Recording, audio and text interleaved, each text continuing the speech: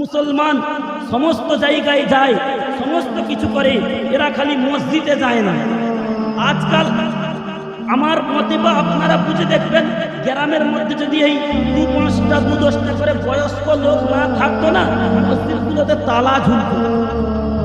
বুঝে দেখো একবার, ফজরে গিয়ে দেখো 4জন ওই বয়স্ক দাড়ি পাকা চাচা, জহরে গিয়ে দেখো ওই একই ব্যাপার, আসরে দেখো ওই একই ব্যাপার না বন্ধু। বেশিরভাগ তো এরকম জোয়ান ছেলে পেলে। যাক, আল্লাহর রহমতে আপনাদের এখানে হয়তো পরিবর্তন হয়েছে, কারণ সকলেই কোরআন শিখছেন। আপনারা খুব ভাগ্যবান, খুব ভাগ্যবান আপনারা। আজ মসজিদে মানুষ যেতে চায় না।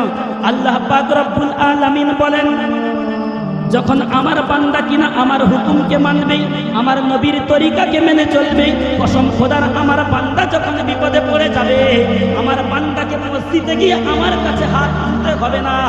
জলে জঙ্গলে যেখানে আমার বান্দা থাকুক না কিনা, একবার খালি মুখে মুখে বলবে রব্বানা, আমি আল্লাহ ওর দোয়াটাকে ডাইরেক্ট কবুল করে নেব, কোনো অসুবিধা হবে না। এ ক্ষমতা আমি আল্লাহ রাখি। তো আমরা জানি মসজিদে আমাদের 5 বার আজান হয় সারাদিনে, হ্যাঁ কি না গো? 5 বার আজান হয়। তো আমরা আজকাল মুসলমান এমন বদমাশ, এমন ছেচড় হয়ে গেছে, কিছু কিছু মুসলমান রাগ করেন না চাচা, তো এরা খালি শুক্রবার করে মসজিদে যায়। ভুল বললাম না ঠিক বললাম? বেশিরভাগ শুক্রবার মসজিদে যায়। তো শুক্রবার আবার যে যায়, কোন সময় যায়?